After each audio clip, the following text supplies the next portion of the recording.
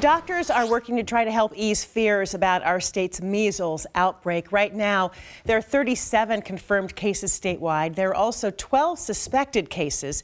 This outbreak has popped up in Oregon and now in Hawaii.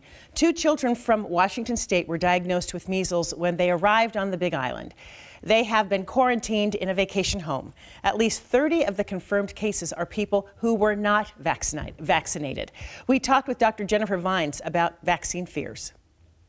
I am most interested in reaching kind of this middle group, which we call vaccine hesitant parents. And again, those are parents who they've heard a lot of information.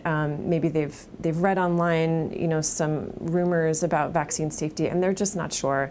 And they maybe opt for a delayed schedule, or they put off making the decision around vaccines. It's those parents that I would like to reach with the message that vaccines are safe, they're effective, and they're one of the best ways to protect your children from some really awful diseases. Doctors say the bottom line is if you get the proper vaccines, you most likely will not get the measles.